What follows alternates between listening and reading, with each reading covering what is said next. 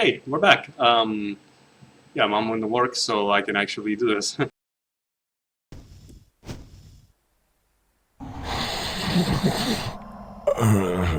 Keebler. Damn that monkey.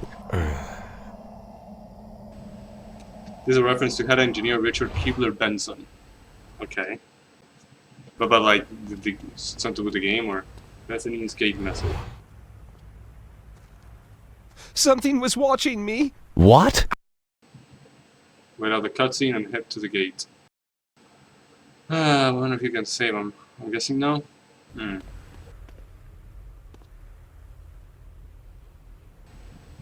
Attempting to use it will display a secret message. Ooh.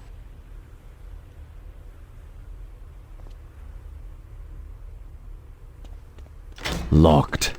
You are not ready to go here yet. I will let you figure out how to get the key, but shouldn't you be going after Ambrose about now?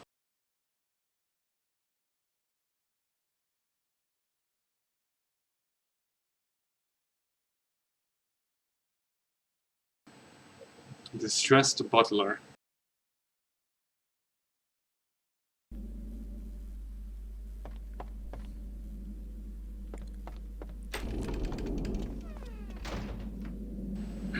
I want to get into this room.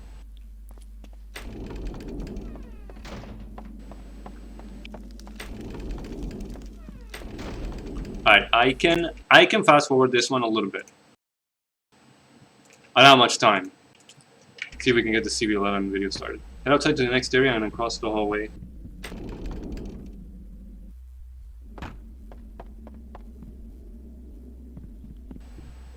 Oh, I see a slight difference. Push the wall to find a hidden passage.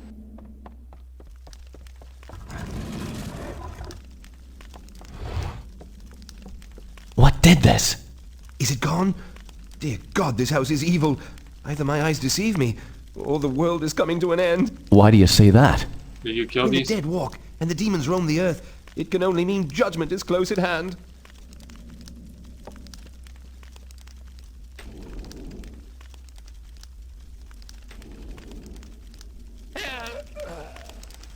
Did you just die? Butler is killed by two Sranti pirates.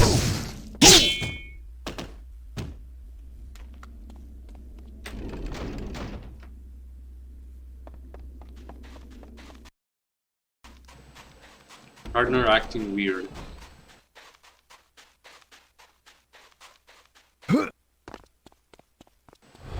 What about the lighthouse? Oh, man, I was wondering if maybe something about him.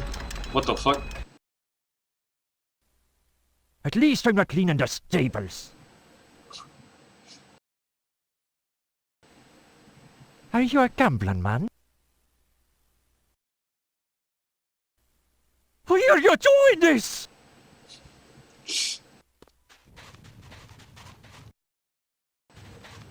Mario, Lemieux, and Maul. Lemieux, is that it?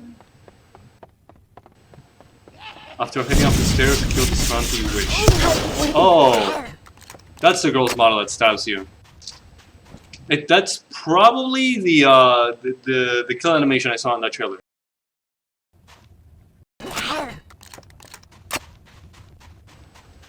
Bring tab, use tab, bring Skullstone, walk up a bit forward and pick it up.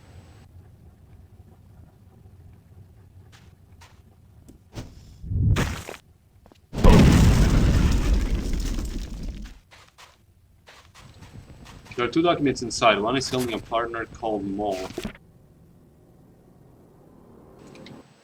Mole, thanks for a great year of my life. Not only did we get engaged, but I'm extraordinarily excited about our future. Thanks for the support and your ear when things got tough. Thanks for putting up with my long, strange hours, and most of all, thanks for being yourself. Always in my heart, JG.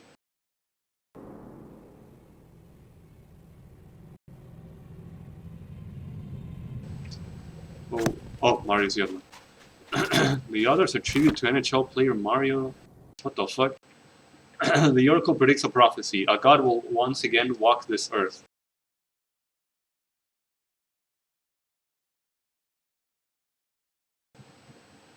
He will be sent down on October 5th, 1965 in Ville-Émard, Montreal. He will grow quickly. His skills will be unmatched. He will be magnificent. He will be a god that rules the ice. Deceptive, cunning, and sharp. He will carry a number on him, and that will be his and only his, 66. He will teach mortals the meaning of score. He will punish the masked men and pepper teams with hardened rubber. He will be known by many names. Le Magnifique, Super Mario, Big Guy, but will forever carry the golden name of Mario Lemia. Hat tricks, points, assists, goals, games played. Okay.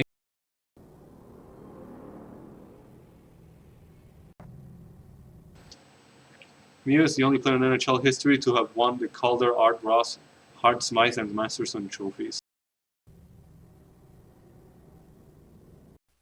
You can also use GigaChat speedrun strategies to technically not be in the need of using cheats. Oh. What? Sfranti taking the leak. I think I saw that.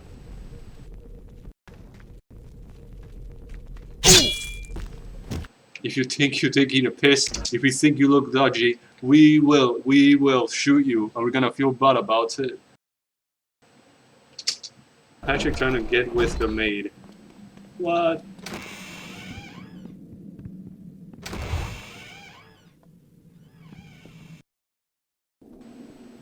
They're heading upstairs, wait around for some dialogue.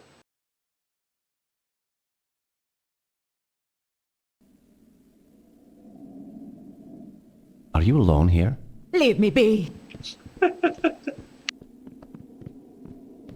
Please, I'm not that kind of girl. Did you change voice actresses? Mercy.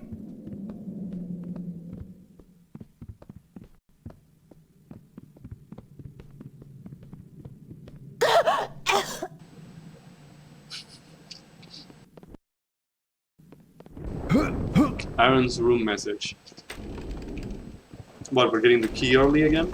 So, how are you supposed to get that amplifier?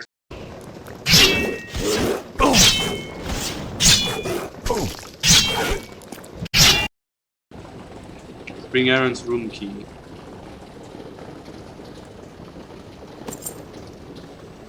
You find Aaron's room key and Aaron's jaw. Locked. Very nice, cheater. Now go play the game like it was meant to be played.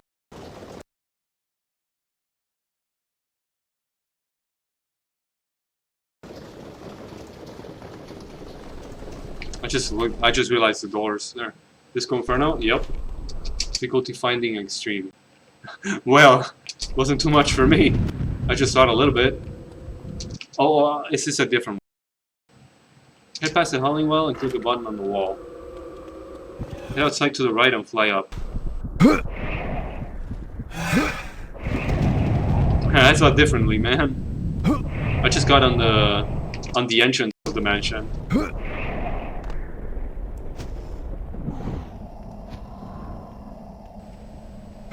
But to also teleporter and enjoy the show.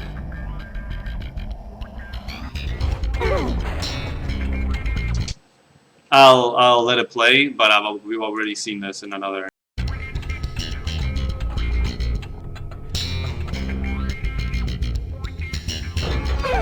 Again, why another dunk?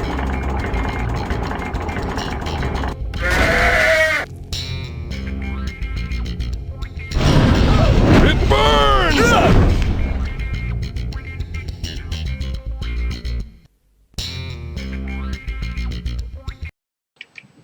Can this handle 1080p? Can my PC handle 1080p? I guess it can.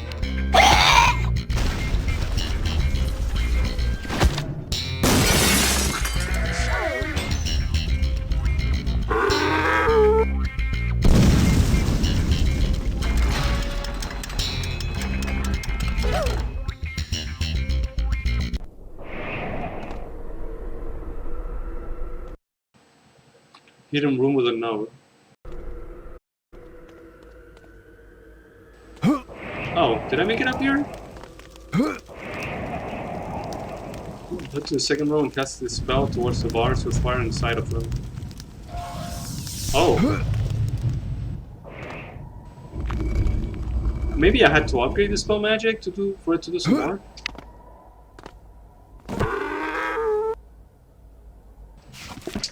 To OJ and Sergeant Fury.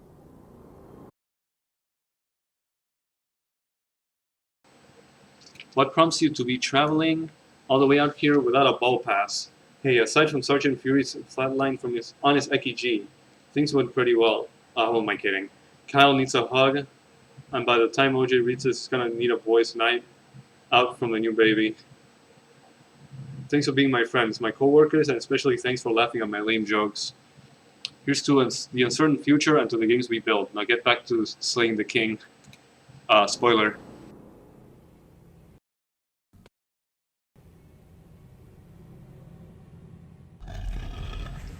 Keebler as a genus. What?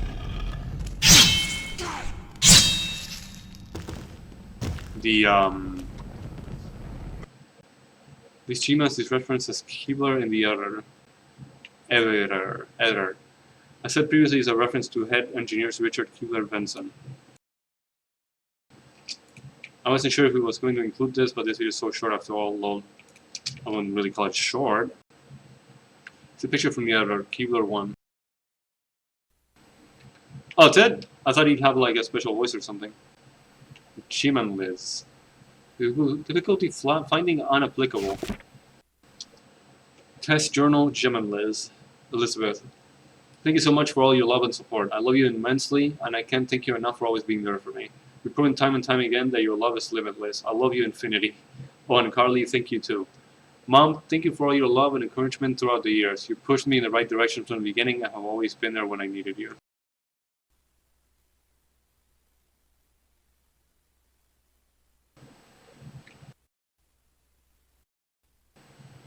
Oh, there's more.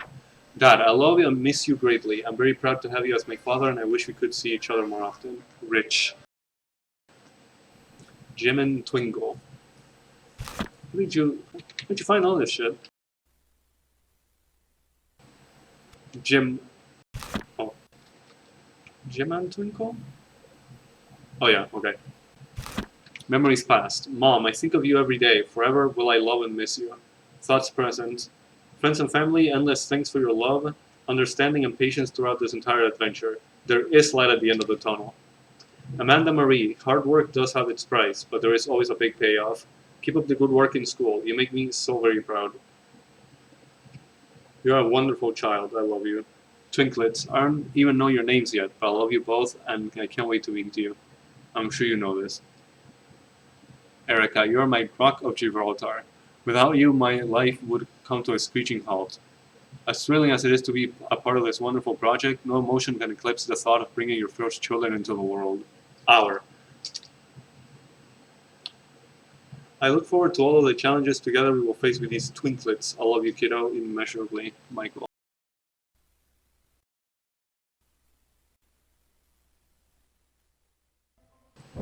Developer quotes in credits.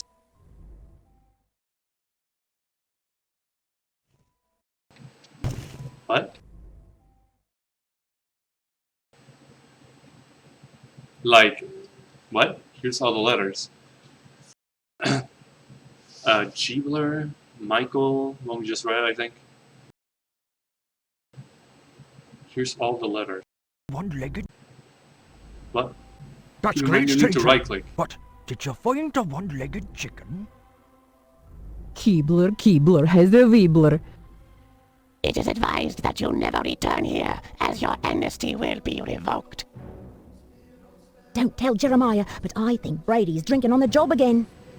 What up, dog?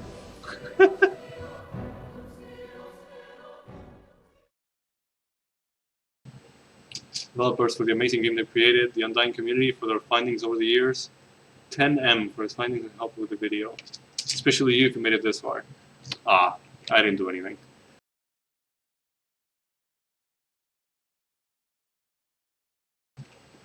Alright. Okay, let's be honest. I'll watch the CD one later because I'm sure I would not want to watch the other one if I didn't.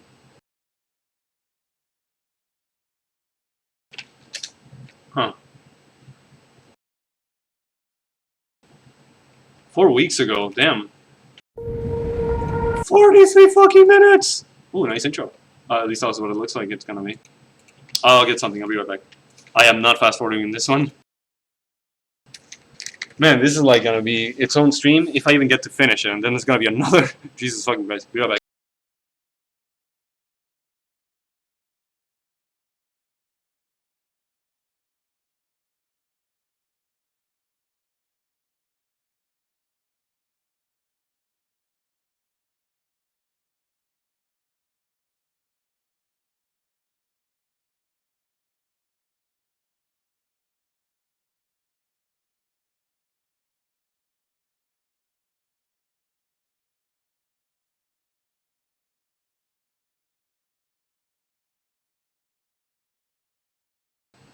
Oh, and then there's the Family Matters thing. It might be 20 minutes long, it might be an hour long, I don't know.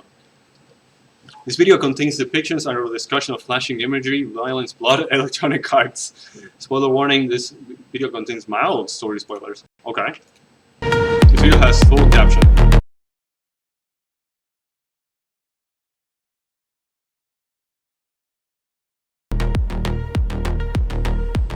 Part 1, Bad Blood. Oh, damn, nice.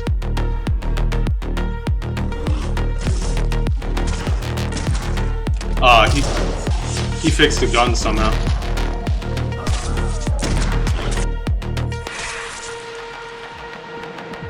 Every now and then, a year comes along where so many amazing games are released in a 12-month period that it feels like the inauguration of a whole new era for the interactive medium. 1998? Half-Life better be Iconic. in one of those. Yep, bottom right. 2007? Legendary.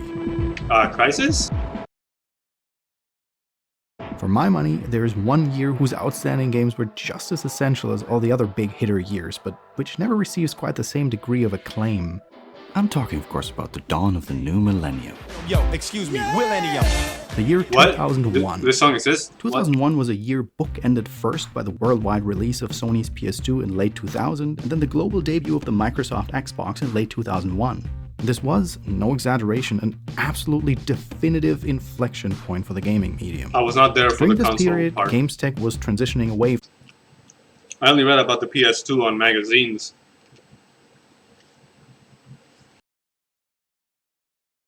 from the rough-hewn early I got a PS2 on like, I don't know, 2010 maybe? 2008 maybe? I almost exclusively played Resident Evil 4 on that until my disc broke. Then I couldn't make it past. You know the cutscene that plays almost before you... Just before... This cutscene's supposed to play and just almost before you meet the merchant, as soon as chapter 2 starts, 1-2 starts. And it would not boot up, so all I could do is finish my current campaigns, and that was it. But I did play like 5 or 6 times at least. PS1/N64. Games tech was transitioning away from the rough-hewn early 3D aesthetic of the PS1/N64/Quake and Half-Life era, and towards the kind of super cutting-edge presentation that would see the medium achieve levels of quality that were previously the sole province of mega-budget Hollywood blockbusters. What I said at the end of Undying, there was a very Hollywood-esque scene, probably when Jeremiah was revealing himself. There, maybe?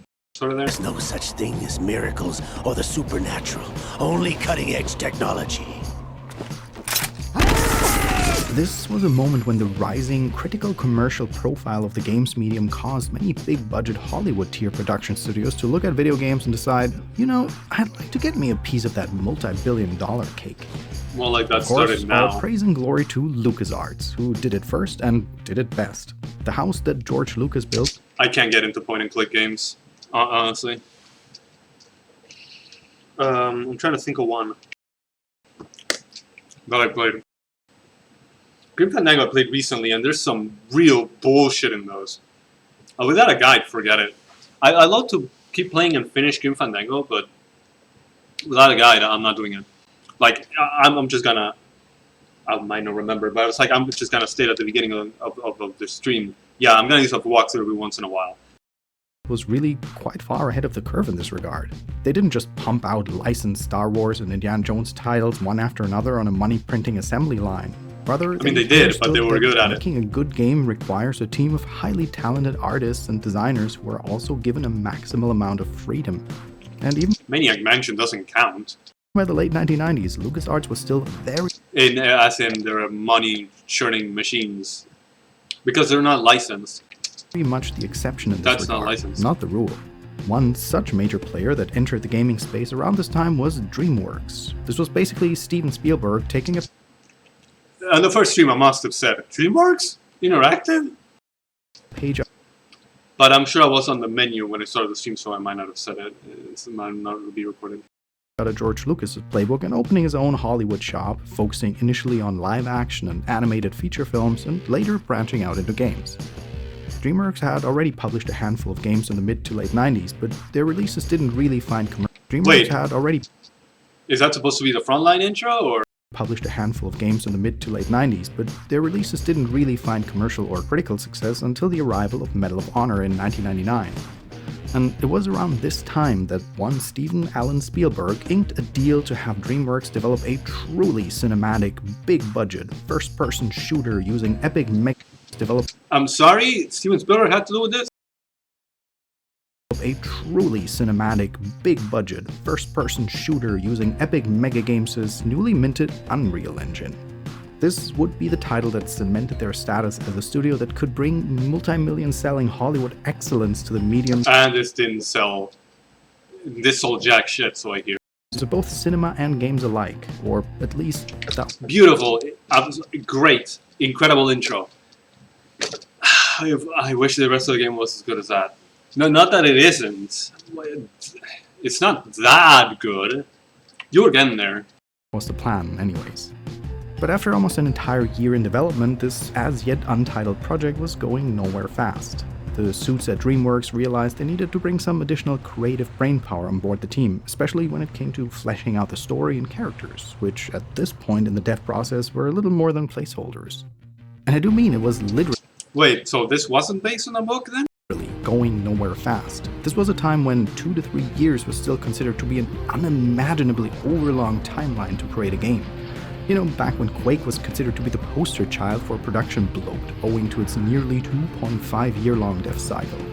Which also feels positively quaint in 2023, with decade-long production cycles and mega bloated budgets the size of a micronation. But you don't have to do live services. GDP quickly becoming the new norm in the AAA space. So with this still unnamed DreamWorks project having little to show for itself besides various prototyped assets by the time 2000 rolls around, the cult horror novelist Clive Barker was brought on board to author a creative framework for the game. Novelist Did I see a different name there? Clive Barker was brought on board Graphic novels. Oh, to author a creative framework for the game and whip everything into shape for release by early 2001. And these tumultuous beginnings ultimately brought together a Hollywood-quality production team with the madcap gothic genius of one of the world's greatest modern horror writers, a marriage that gave birth to an iconic and never-before-seen kind of action-adventure shooter. This game had a totally unique but what's this motion blur on the screen? identity and aesthetic, an ultra-intense, Unreal-flavored horror shooter with hyper-literary pretensions, drenched in highly stylized gothic Look at that, it's so good. Damn. and it's left a legacy that stands tall and proud to this day, right alongside The last sort of felt rushed. all the other legendary releases of 2001. But we'll get to that later. Because this is the tale of one of the greatest and most criminally underappreciated games of its era. Absolutely deserved better, but it's no masterpiece. A top-tier horror action title that almost nice. single-handedly conceptualized the building blocks of the modern 3D adventure shooter genre, more than half a decade before we'd marvel at the undersea wonders of Rapture.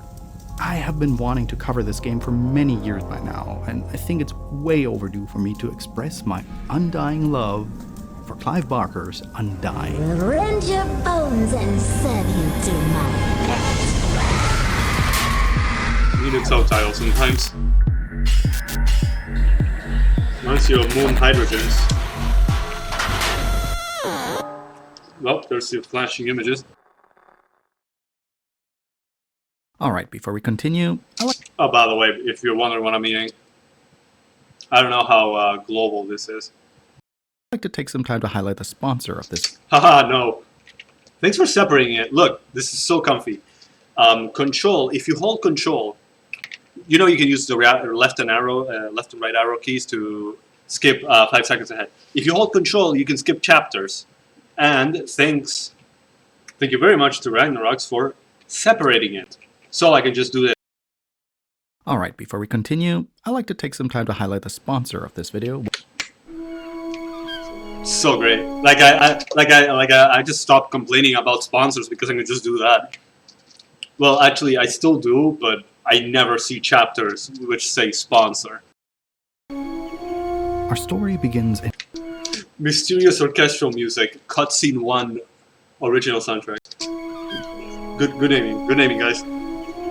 Our story begins in 1923 with World War veteran and occultist for hire Patrick Galloway Oh, so you were a cultist from the beginning? arriving at the Covenant. I don't remember that, sorry, it's been a bit. Irish countryside, following his receipt of a mysterious letter from his old comrade in arms, Jeremiah Covenant. A series of grisly tragedies have allegedly befallen the Covenant kith and kin, and the crumbling estate is enthralled to an intergenerational family curse that has already claimed Jeremiah's siblings and promises a brutal end to all else who set foot inside its unhallowed grounds. And yet they kept staying for some reason. As a shaman and spiritualist, That issue has been there from the beginning of the game. It's like, not because the game was rushed near the end, no. That issue is almost there from the very beginning. by trade, Patrick must use his cunning and nascent magical powers to unravel this mystery and save his old friend's soul from damnation. There seems to be something going on, like an extra effect I didn't have. To that end, you'll battle vicious foes, sling powerful spells, and solve devious environmental puzzles as you explore the sprawling estate grounds, earning new weaponry and magics, and upgrading your arsenal as you go. So far so good. Not only was this one of the very first incarnations of the adventure shooter ever seen in video games, but it's also one of the best. Even aside from all the rest of this game's artistic merits, Undying is still an absolute blast to play. Over the rest of this game's artistic merits, Undying is still an absolute blast. That's so cute. It's like somebody aimed and the camera was focused on him. Like a player. To play over 20 years after it first came out. Cerebral puzzling and exploration mixed with frenetic, simultaneously wielded gunplay and magic that resembles a kind of early 20th century flavored horror-themed Unreal Tournament. But I did recognize the Unreal Engine thing sometimes. I wouldn't call it Unreal Tournament horror. In my duties as a video essayist, if I didn't first point out how Undying's opening sequence pays exquisite homage to the Okay. Man, it loses so much merit for me when it's lifted from something else. I've been seeing it so much recently, I can't remember with what, but it's like, oh damn, this thing's so cool. Oh, it's a reference to something. Oh. Makes me think creativity is dead sometimes. beginning of the 1992 Coppola Dracula. This was a 92 film? I never get tired of seeing that panoply of Masquerade Redemption, Legacy of Kain. Huh, okay. oranges and blacks in the cinematics of older games. Seriously, you really can't overstate how Coppola's Dracula, nearly all on its own merits, gave birth to a new and highly modern... I was gonna say, isn't this the Keanu Reeves one? I haven't seen it. That's all I know is that he's in it, thanks to the Angry Video Game Nerd. ...conception of what gothic horror could look like in the visual medium. Pretty much all of video game Gothika owes a deep debt of inspiration to this film. Forget Bela Lugosi in evening formal wear. This is now the age of phantasmagorical beasties, gratuitous blood splatters, and labyrinthine steampunk castles. Gary Oldman walked, so Kane and Alucard could run. I guess it was Gary Oldman then. But that's a tale for another night. This is all illustrative of a larger and even more important point in the context of Undying. In the year 2000, the choice to bring Clive Barker, you know, one of the horror weirdos. Who directed the cutscenes, by the way? On board as the creative lead of a big budget shooter was pretty much unheard of for the time. This is a shooter game, so what did they need a writer for? Well, that must be part of why it's so beloved. See, back then, it was still very common to encounter the bullshit internet tough guy bon mot of the story in a video game is about. Yeah, it didn't age too well. As important as a story in a porno. Expected. Porno. Yeah, real profound stuff. Thank you so much, Don Carmack. And then we have City always always praising him.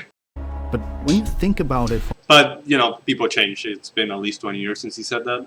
for more than half a second, Clive Barker is really an amazing, pitch-perfect choice for a project like this. Oh, he didn't know this? seen the future of horror.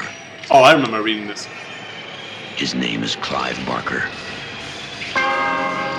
Where have I seen that? By the 1990s, Clive Barker was indeed considered to be the heir apparent to Stephen King's throne as America's foremost modern horror writer. But what set Barker apart and even elevated him above Big Daddy King was his knack for Daddy using King. horror as a framing device to explore deviant and subaltern socio-cultural concepts, which is something that's also pretty near and dear to his heart, considering that Barker is Ah, yes, the last Orc of the Walking Dead level. I see. I had to jam it in there somewhere, guys. a proud gay man who puts this aspect of his identity front and center in his works. See, Yeah, subtlety. Like, I get mad about I get mad about jamming LGBTQIA plus whatever on stuff. It's like, I'm sick of it. I see it fucking everywhere. And then you're subtle about it, and it's like nobody minds if it's subtle because they didn't notice. Like that's a way to get people to accept it. vampirism in the Clive Barker verse isn't just about blood. I don't mind these people. They don't harm anybody, but I just see in okay, no fucking joke. Like 5 out of 10 Twitter accounts I look at profiles, it has their pronouns on their intro, on their bios. But I was like, okay, I get it. God, okay. I mind less and less as time goes on, but works. See, vampirism in the Clive Barker verse isn't just about blood-sucking fiends, it's also quite explicitly an exploration of how society treats same-sex attraction. And Hellraiser isn't just about how the pursuit of extreme pleasure and hedonism is a monstrous thing. It's a parable about how the marginalization and fetishization of so-called... Okay, using big words too big for me. It's a parable about how the marginalization of fetishization of so-called sexual deviance. Sexual deviance does not make these things go away, but rather becomes a self-perpetuating process that causes us to perpetrate horrific acts against ourselves and each other. As always, humanity was the real monster all along. Oh, you! And what's more, Clive Barker's Undying was actually his third stab already at helming a video game project. The first two being an action-adventure title, and then an interactive movie-dubbed adventure game, both during the Amiga C64 era. Both of these were based on Barker's Nightbreed setting, taken from the pages of his Cabal Night Trap horror novella. The point here being, Barker was the rare early 2000s transmedia artist who was genuinely invested in the power of So what have you done since then? games as a creative medium, not just a big famous auteur personality. Maybe nobody wants to approach him now? I don't know. That could bribe to slap their name on the marquee despite their minimal creative involvement in the project. So what game with Kojima? What? So when Barker was first minimal. brought on board the project and presented with a jumble of prototype assets and concept art the team had already created, he fell back on that true blue dictum that's solid advice for writers of any level of experience. Write what you know. And so Barker sketched the outlines of a back-to-basics gothic horror tale centering around... I really expected these nights to come to life at some point. Minor disappointment. The dark inheritance of a generation-spanning family. That's high quality. Like, did the mod even have that? Curse, and set in the decadent and dilapidated estate. This sounds like a cornucopia of shop-worn gothic horror cliches, and to be fair, it kinda is. I barely watch horror movies, but I don't know where I've heard of that family generation's curse thing. Yet it speaks to Barker's skill as a writer that he was able to use these rudimentary raw materials to create one of the freshest and most intriguing narratives of his entire oeuvre. A gloriously pulpy story that doesn't just work well in the context of a video game, but is a great story well told, period. Because as it turns out, this project's biggest point of creative friction What the? I didn't recognize. Never mind. had more to do with the extant tropes of the video games medium. The project's biggest point of creative friction had more to do with the extant tropes of the video Extent? I never heard that word in my entire life. games medium. I did not expect it to be this complex. More to do with the extant tropes of video games media. And the kinds of hyper-masculine and cartoonishly roiled-up action game protagonists that were all too common in the 90s and 2000s. Okay, but Patrick was kind of becoming one by the end. I mean, not that he can't be complex, but...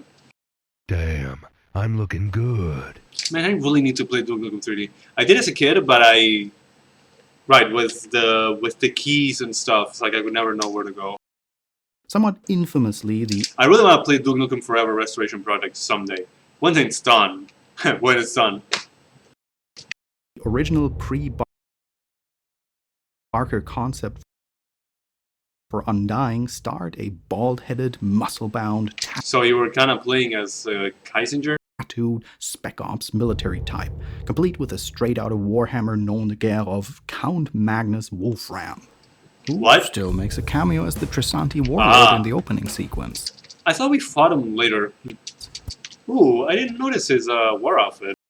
When Barker came on board, he intuited right away that this was an absolutely rubbish protagonist for a slow-burning horror adventure game, and so he pitched the DreamWorks team on an alternative leading man, the hirsute and soft-spoken occultist and war veteran Patrick Galloway. Really, rather than summarize here, Barker is such a magnificent creative mind that I think it's best to just let him speak for himself in his own words, as he did in this 2001 interview about the development of Undying. We had this fellow That's cute. What the hell? Voiceover by Jonathan Barker. Called Magnus, Count Magnus Wolfram, who was bald, tattooed, looked like a comic book hero. And I got them all in a room and I said, I don't think you look bad. Look, does anyone in this room know a Count? Oh yeah. Yeah, no, he wouldn't be like that. No. Does anybody in this room know anybody called Magnus? No. Does anybody really want to be in this guy's skin? Since this is a first-person game, why would you want to be in this man's skin? Why would you want to play as him? And so we threw him out and I said, look, you've got a gay man in charge here. Bring me somebody I want to sleep with. Bring me somebody fabulously sexy. This is just... I'm surprised they wrote that back then. One of the examples of the It said it wasn't posted on a magazine. Authorial Interview. Authorial touch that Barker exhibits across the entire... Authorial and authorial, yeah, it's too much for me. Just one of the examples of the authorial and authorial touch that Barker exhibits across the entirety of Undying. The writing is elegant, the atmosphere finely tuned. Like the writing was, like, I didn't expect him to. Like, I expected something that, again, complex. Too complex for me if he wrote all the journals. But no, it was easier to understand. 1 second.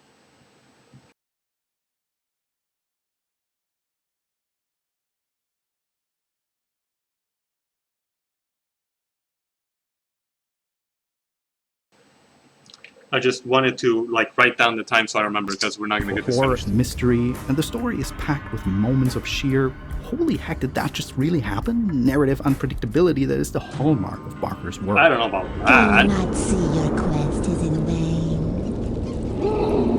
How? I asked So, how. after being summoned to the Covenant estate, it's like, girl, let's talk for a bit. Could you tell me how? Patrick Galloway begins unraveling the curse, afflicting the different members of Jeremiah's family, and discovers that they've all been possessed by demonic forces due to an unholy ritual gone awry. But as befits Undying's avant-garde spirit, only about half of the story is told to the player through. Befits Undying's avant-garde Yeah, spirit, it did feel to me only that about way. half of the story is told to the player through cutscenes or direct exposition with the main cast. The rest, you're left to piece together through scattered bits of Like, at least through the journals. Yeah, if you skip the journals, you're going to miss a lot. of gossip with the estate's servants, who naturally are more clued into the various supernatural goings-on than the mansion's actual owner, as well as diegetic notebooks, journal entries, and magical scrying scattered throughout the estate grounds. Yes, telling half the story through journal entries and audio logs sounds like terribly paint-by-numbers video game logic in the cold light of 2023. It was brand new back then. But you gotta remember that Undying came out in 2001. What was this supposed to be?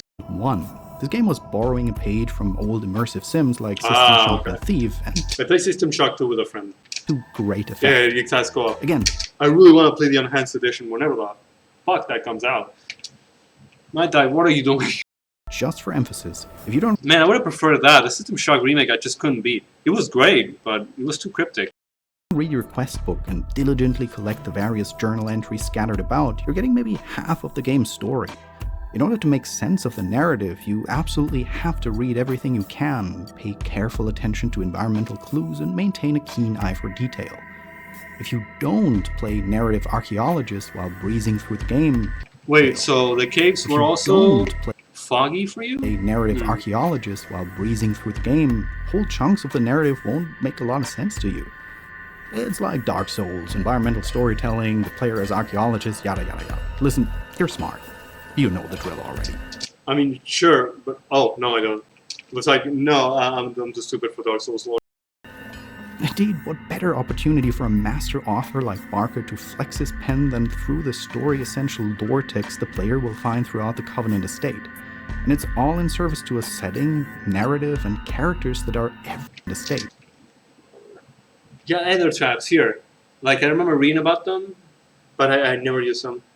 I didn't think there were things you could pick back up. Like, there were consumables. So I never used them. And in doing so, the traps themselves become black holes in which spirits can be whisked away and temporarily trapped in another dimension. He's humbled when my course of studies proves truth to legend. Ah, okay, so and there's it's all in service to a setting, narrative, and characters that are every bit as wild and vivid as Barker's ink and paper works.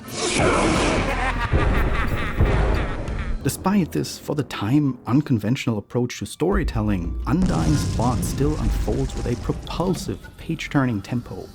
The game does an expert job of keeping the player hooked on its drip feed of exposition as they strive. Oh, don't use the word drip feed in 2023, please. Please. I'm playing GTA Online as of the last update, as of this last update, and it's like, no, please, don't remind me of that. To learn more about the curse and uncover the estate's many secret rooms and hidden treasures. An Easter egg. Including some powerful upgrades to the player's supernatural arsenal. You can read up on your various weapons and abilities in your journal, which also logs objectives and holds all the cryptic clues you've discovered. Journal entries are written in a typical first-person Lovecraftian style, detailing the unfolding horror as it happens in real time from the narrator's perspective. It's true, as part of that same lineage of American horror writers, Clive Barker was hugely influenced by H.P. Lovecraft. But, you know, I've been talking about Lovecraft on his channel a lot lately, so no more Lovecraft for the Lovecraft died 1937. rest of this video. If I should slip up, Yeah, that sounds hard. you're free to curse me in the language of Rie in the comment sections. But yeah, let's not mince words anymore. Clive Barker saved Undying and rescued this project from being just a generic, mindless, paranormal-themed Not that it mattered much to EA. military shooter, transforming it into one of the strangest, most So I guess that's what Jericho became. compelling, most unique, and most forward-thinking games of its era. Oh yeah, and Barker provided the voiceover for Bad Boy Ambrose Covenant 2. Why wasn't he credited? Ah yes, brother. What madness has your family caused this time? Well, he's got a tattoo on his forearm. Just noticed. You might even say that thanks to Barker's efforts, the 2001 release of Undying came as a genuine That's cute. shock to the senses. Wait, what's the pun here?